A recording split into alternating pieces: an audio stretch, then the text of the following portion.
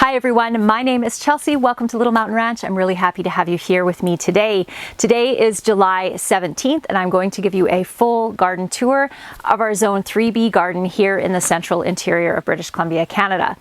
It was an unseasonably cold spring which really set the garden back, and then we ended up getting a frost on June 20th, and it wasn't just a little gentle frost, it was a killing frost. It ended up killing the majority of my squash, pickling cucumbers, and even some of my bean plants. And I think I might have shared with you in my last garden tour video 30 tomato plants in my high tunnel here. So to say it's been a bit of a rocky start to the season would be an understatement, but now it is starting to warm up and things are really starting to grow.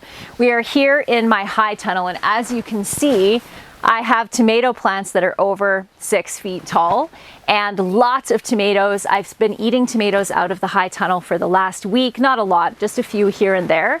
But I think as long as the weather can hold for at least another 4 weeks before it starts cooling off again in the middle of August, that we could potentially see a really good tomato harvest this year. So that's really exciting. My tomatoes have been doing great in the high tunnel. My peppers, not so much. Let me show you. I'm a big believer in mulching, and partly because we normally have a very dry summer, and mulch really helps to retain moisture and suppress weeds. So this year I decided to try mulching my pepper plants with some wood chips that I bought from our local feed store. I put those wood chips on, didn't really think anything of it. I should say wood shavings, not like wood chips, but just the shavings that you use in a chicken coop. And I put them on, and within a fairly short period of time, I noticed that my peppers were starting to yellow and they just looked really sickly. And I didn't really put two and two together that perhaps it was the wood shavings. Jess from Roots and Refuge was talking about how she had ended up with some issues with soil that she had brought into her high tunnel. And the way the plants were looking were very similar to the way my pepper plants were looking. To that, it hadn't even occurred to me that the wood shavings would even potentially have any kind of issue. And then I came down and looked really closely at my pepper plants, and let me show you what I saw. So these pepper plants that are right here, they look pretty healthy. They've been munched on a little bit by some grasshoppers, but they look pretty healthy. They're nice and green and lush looking. This area, I did not use wood shavings on. This area, I used the wood shavings. Like, look at the difference in the plants. So that indicated to me that the wood shavings were the most likely culprit. We ended up removing all of those wood shavings and scraping about an inch or so of the soil off of the ground, and then adding some compost, some of my own compost, to the plants. And I just wanted to show you what is now happening. This is the yellow growth that was happening before. And then this is all of the growth that has been growing since we made this change. And the same thing's happening on all the plants, the yellow on the bottom and nice and green looking on the top. These pepper plants are still significantly stunted in growth compared to these ones over here. They are starting to grow some peppers and lots of flowers. So my hope is that with this heat wave that we have coming on next week, that these plants will really start to take off and recover from whatever the heck was going on with those wood shavings. They were pine shavings, which generally would be okay to use. And honestly, I don't even know what they possibly could have had on them that would have caused this issue, but it was certainly something. So I will not be doing that again, that is for sure. The tomato plants are looking absolutely beautiful this year. And there is a little tomato starting to ripen. Look at them all. Lots and lots of tomato flowers. And it just occurred to me the other day that if I just take the fence and I give it a shake, it shakes all of the tomato plants at once, and I don't have to go along and shake each individual plant. It either needs to be pollinated by a bee or some other type of pollinator, or it can be shaken and the pollen will fall off onto the stamen and will pollinate the plant. So if I just give this little shake, it does them all at once. And down below here, you can see I have all of my basil planted, and the sunflowers are working really well to shade out the basil, so it doesn't seem to be bolting as quickly as it usually does. So let's head up to the main garden Not only has it been cold this year, but we've also been getting a ton of rain. I don't know if I mentioned that earlier.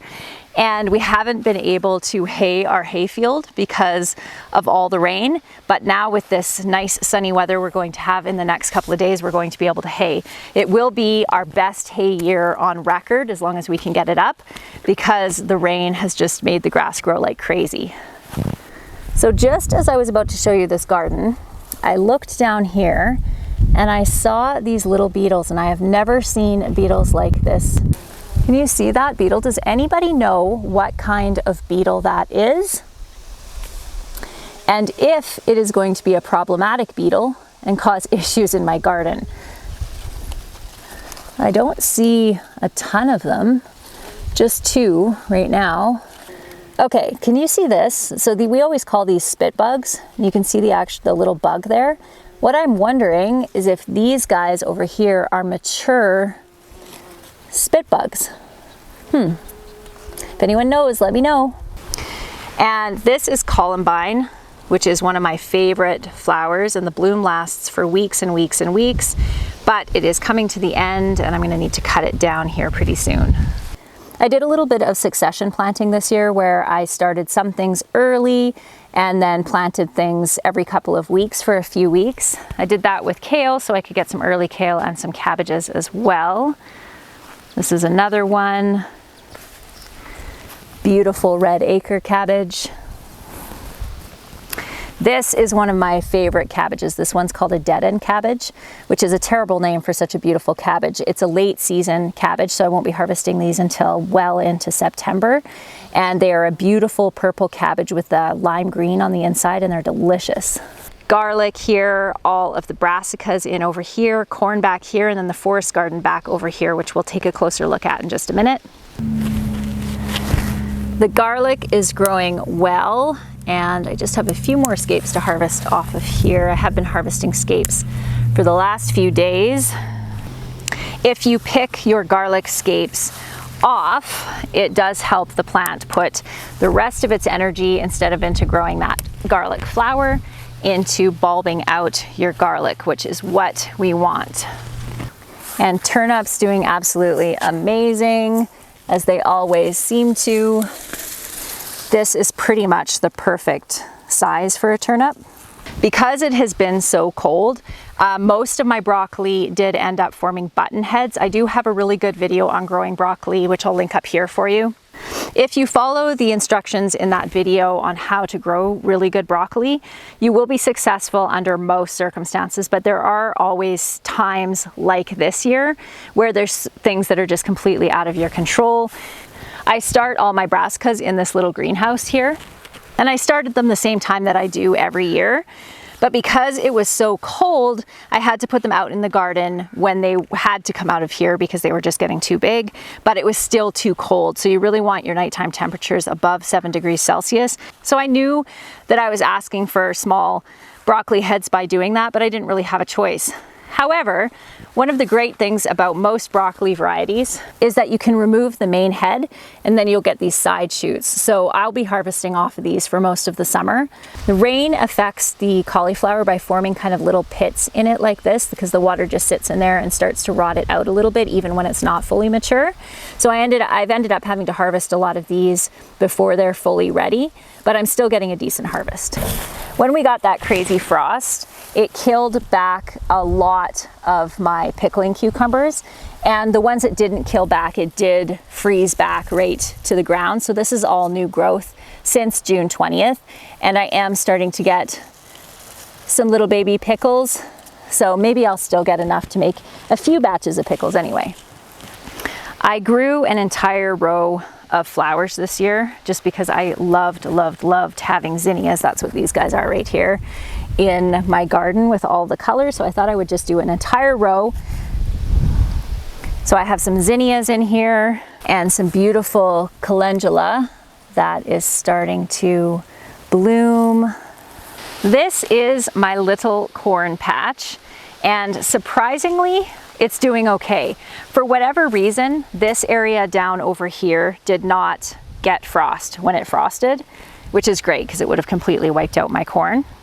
All of this corn I started in seed trays, And what a difference between this and the stuff over here. These ones are seed that I put in the ground as soon as I was able to, as soon as it was warm enough. And there's pretty much no way I'm going to get any corn off of this, but I do have a lot of hope that this little patch of corn will produce some for us. This is an early maturing variety called candy corn, and then I also have a pink popcorn in here as well. Beets are doing okay. Germination was not fantastic, and I noticed yesterday that one of these had started to bolt. So I'm a little bit concerned that with this heat wave we're going to have, I'm going to end up with bolting on these before they are mature and ready to harvest and put into my root cellar, which is really unfortunate. These guys, these are the Cylindra beets, the long skinny ones. These ones seem to be bolting, whereas the golden beets over here are not. So hopefully I'll still get some to put in the root cellar. The celery loves all of the rain that we've been getting, and it's actually looking really good. This is the first time I've grown celery, but I'm super happy with the way that it is looking. Brussels sprouts are just growing like gangbusters. They like the cool weather and a lot of rain, so they are growing really, really well. And you can see down here, they're just starting to form some little baby Brussels sprouts on the stalk. That's where the Brussels sprouts form, is down there. This is a new variety of onion that I got in a box from West Coast Seeds, and it is called Redbeard. And these are ones that I started from seed, and they're doing really, really well. So I'm looking forward to trying those. This is beautiful scarlet kale, and I grow this because I absolutely love the color of it as much as for the flavor.